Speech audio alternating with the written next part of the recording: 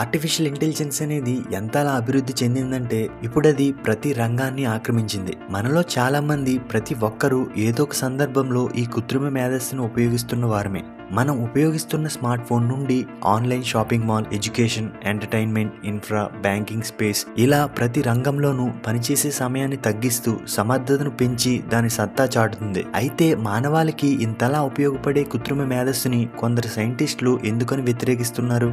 Artificial intelligence అనేది యావత్ మానవాళికే ప్రమాదమని ఎలాన్ మస్క్ కొన్ని హెచ్చరికలు జారీ చేశారు. అతడు అలా హెచ్చరించడానికి కారణం కూడా లేకపోలేదు. ఆర్టిఫిషియల్ ఇంటెలిజెన్స్ అనేది స్వయంగా ఆలోచించే టెక్నాలజీ కాబట్టి ఇది ఫ్యూచర్ లో మానవ మేధస్సును సైతం మించిపోయే ప్రమాదం ఉంది. అదే కనుక జరిగితే మానవ బ్రతుకులన్నీ బానిస బ్రతుకులే అవుతాయి. మీకు తెలుసా, ఫ్యూచర్లో ఈ ఆర్టిఫిషియల్ ఇంటెలిజెన్స్ అనేది ఇద్దరు వ్యక్తుల మధ్య ఉన్న రిలేషన్షిప్ను కూడా ఆక్రమించగలదంట. అంటే ఈ టెక్నాలజీ ఎంత శక్తివంతమైందో మీరే ఊహించుకోండి. అసలు ఆర్టిఫిషియల్ ఇంటెలిజెన్స్ అంటే ఏంటి? సైంటిస్టులు సైతం భయపడే ఈ టెక్నాలజీ మనకి ఏ విధంగా ఆన్ చేయబోతుంది? ఈ ఏఐని మనం ఎన్ని రకాలుగా వర్గీకరించవచ్చు అనేది ఈ వీడియోలో వివరంగా చూద్దాం. కాబట్టి వీడియోను చివరి వరకు చూసి మీ అభిప్రాయాన్ని కామెంట్ సెక్షన్లో కామెంట్ చేయండి. ఈ ఆర్టిఫిషియల్ ఇంటెలిజెన్స్ అనేది మనిషికి ఏ విధంగా హాని చేస్తుందో తెలుసుకునే ముందు అసలు ఈ ఏఐ అంటే ఏంటో, అది ఎలా ఉపయోగపడుతుందో తెలుసుకుందాం. సాధారణంగా ఆర్టిఫిషియల్ ఇంటెలిజెన్స్ అనేది మనుషుల వలె ఆలోచించడానికి అలాగే నేర్చుకోవడానికి యంత్రాల్లో ముందుగానే ప్రోగ్రామ్ చేయబడిన ఒక technology. Visual perception, speech recognition, decision making మరియు లాంగ్వేజ్ ట్రాన్స్లేషన్ వంటి సాధారణ మానవ మేధస్సుకు అవసరమైన పనులు చేయడమే దీని ప్రధాన లక్ష్యం. 1956లో కంప్యూటర్ సైంటిస్ట్ అయిన జాన్ మెకార్టీ అనే అతడు కంప్యూటర్లు మనిషిలా స్వయంగా ఆలోచించి పనులు చేయగలవా అనే ఆలోచన ద్వారా పుట్టిందే ఈ ఏఐ.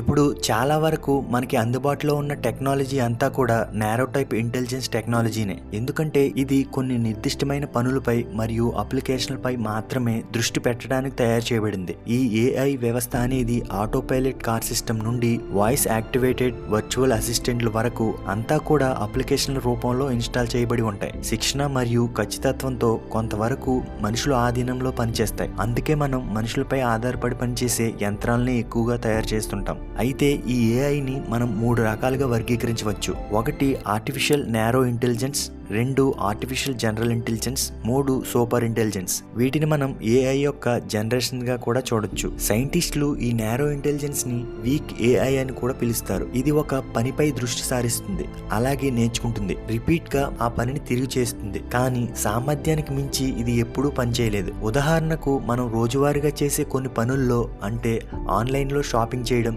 ఏదైనా వెబ్సైట్ లో టికెట్స్ బుక్ చేయడం, మూవీస్ చూడడం వంటి వాటిని ఈ నారో ఇంటెలిజెన్స్ దాన్ని ఐడెంటిఫై చేసి మన ఇష్టాల్ని రికార్డ్ చేస్తుంది. దానికి అనుగుణంగా ప్రోడక్ట్స్ ని, మన విషెస్ ని నెక్స్ట్ టైం మనకు డిస్ప్లే చేస్తుంది. మొబైల్లో చాట్ చేస్తున్నప్పుడు మనం ఎక్కువగా కష్టపడకుండా స్పెల్లింగ్స్ తో సహా రిలేటెడ్ వర్డ్స్ ని మనకి సజెస్ట్ చేస్తుంది. అంతేకాదు ఈ ఏఐ యొక్క ముఖ్యమైన ఉద్దేశం ఏంటంటే రొటీన్ గా మరియు ఎక్కువ సమయం తీసుకునే పనుల్ని ఆటోమేటిక్ గా చేయగలిగే సామర్థ్యం కలిగి ఉండడం.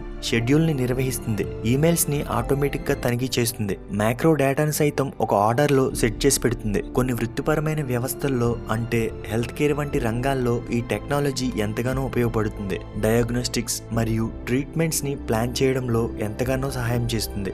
వ్యక్తిగత సమాచారం ఆధారంగా వినియోగదారుల ప్రాధాన్యత గుర్తుంచుకుని యూజర్స్ కి మరింత సమాచారాన్ని రికమెండ్ చేస్తుంది. ఉదాహరణకు నెట్ఫ్లిక్స్ లో మూవీస్ ని మనం సెర్చ్ చేయకుండానే సజెషన్ లోకి రావడం, మనం డ్రైవ్ చేసే కార్ ని రూట్ మ్యాప్ సహాయంతో డెస్టినేషన్ కి చేర్చడం.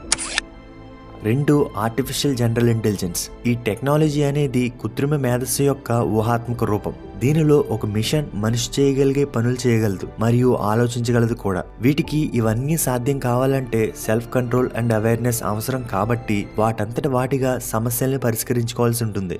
దానికి అల్గారిథం అండ్ కోడింగ్ తో పాటు లాజికల్ ప్రాసెస్ కూడా అప్లై చేయబడి ఉంటుంది. అయితే ఈ టెక్నాలజీ అనేది మనకి పూర్తి స్థాయిలో అందుబాటులోకి రాలేదు. ఈ జనరల్ ఇంటెలిజెన్స్ అనేది కొన్నిసార్లు నారో ఇంటెలిజెన్స్ ని పోలి ఉంటుంది, కానీ నారో కంటే జనరల్ ఇంటెలిజెన్స్ మెరుగ్గా మరియు విస్తృతంగా పనులు చేయగలదు. గతంలో మానవులు మాత్రమే చేయగలిగే కొన్ని క్రియేటివ్ వర్క్స్ ని చాలా ఎఫెక్టివ్ గా మనుషుల కంటే వేగంగా చేస్తున్నాయి. మనం ఆడే వీడియో గేమ్స్ లలో విజువల్స్ అన్ని కూడా ఈ ఏజీఐ టెక్నాలజీ ఉపయోగించి క్రియేట్ చేసినవే. అయితే ఈ ఏజీఐ ఒక థియరిటికల్ కాన్సెప్ట్ గా మిగిలిపోవడం వల్ల ఇది పూర్తి స్థాయిలో ఏ విధంగా పనిచేస్తుంది అనే దానిపై ఒక్కొక్కరికి ఒక్కొక్క అభిప్రాయం ఉంది. వీటికి టెక్స్ట్ రూపంలో లేదా వాయిస్ కమాండ్స్ ఇవ్వాల్సి ఉంటుంది. కాబట్టి దీనికంటూ ఒక యజమాని ఉండాలి. For example ChatGPT, chatbot, IBM Watson, image generators.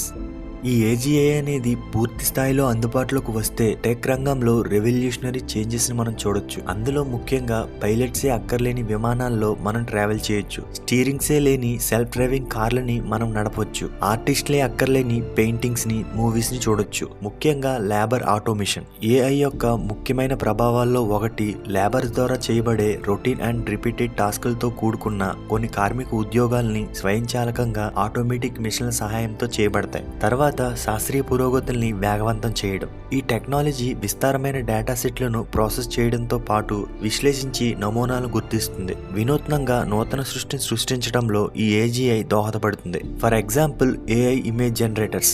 వీటికి టెక్స్ట్ రూపంలో ఇన్పుట్స్ ఇచ్చామంటే దానంతటి దానిగా ఇమేజెస్ ని క్రియేట్ చేస్తుంది. అంతేకాదు క్లైమేట్ సైన్స్, జెనోమిక్స్ మరియు పార్టికల్ ఫిజిక్స్ వంటి రంగాల్లో వేగవంతమైన పురోగతిని సాధించబడుతుంది. Next, human augmentation. ఈ ఆగ్మెంటేషన్ అనే టెక్నాలజీ మానవాళి సామర్థ్యాన్ని మెరుగుపరచడంలో ఒక కీలక భాగమనే చెప్పాలి. సాధారణంగా మనుషులకి యంత్రాలకి మధ్య చాలా వ్యత్యాసం ఉంటుంది, కానీ ఈ ఆగ్మెంటేషన్ అనే టెక్నాలజీ ఫ్యూచర్లో దాన్ని చెరిపేయబోతుంది. మనిషి యొక్క సామర్థ్యాన్ని వివిధ స్థాయిల్లో అభివృద్ధి చేస్తుంది. అది ఎలాగంటే, ఎవరికైనా ఒక వ్యక్తి గుండె సంబంధిత వ్యాధి ఉందనుకోండి, ఆర్టిఫిషియల్ గా తయారు చేసిన మిషన్ సహాయంతో ఆ బలహీనతను అధిగమించవచ్చు. ఇలా మనిషి సామర్థ్యాన్ని పెంచుకోవడం కోసం ఫ్యూచర్లో న్యాచురల్ గా వచ్చిన ఆర్గాన్స్ ప్లేస్ లో కృత్రిమ ఆర్గాన్స్ ఇంప్లాంట్ చేయబడతాయంట.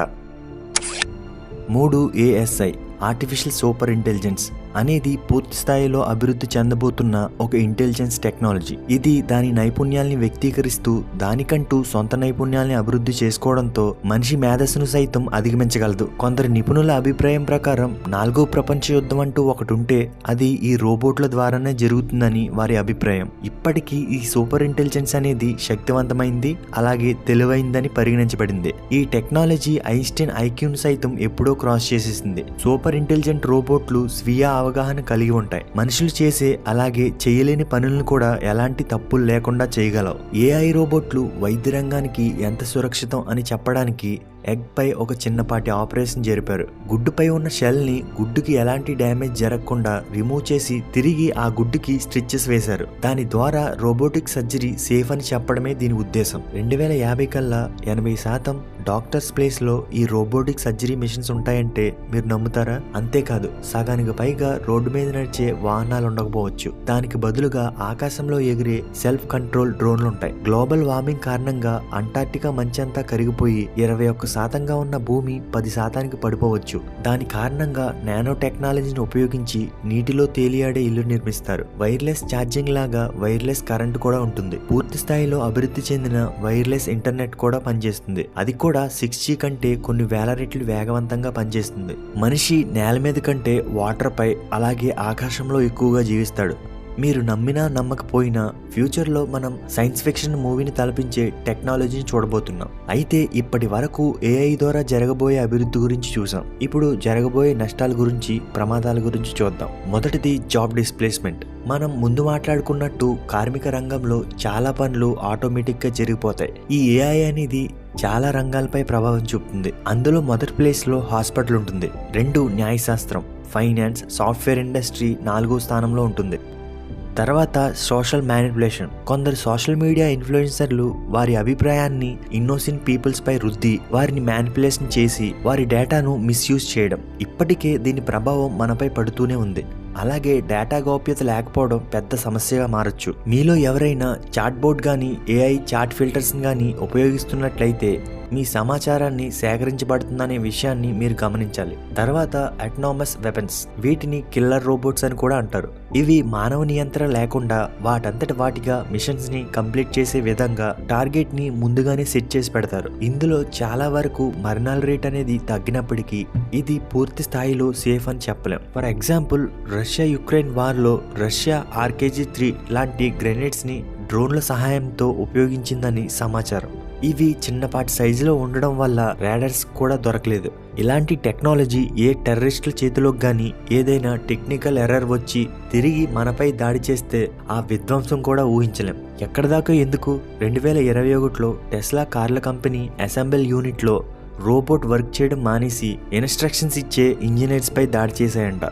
ఇది టెక్నికల్ ఎర్రర్ అనాలో లేదా రోబోట్స్కి కోపం వచ్చిందనాలో తెలీదు. దీనిపై మీ అభిప్రాయాన్ని నాతో షేర్ చేసుకోవాలనుకుంటే కామెంట్ సెక్షన్లో కామెంట్ చేయండి. ఇలాంటి మరిన్ని వీడియోస్ ఈ ఛానల్లో చూడాలనుకుంటే ఇప్పుడే ఛానల్ని సబ్స్క్రైబ్ చేసుకోండి.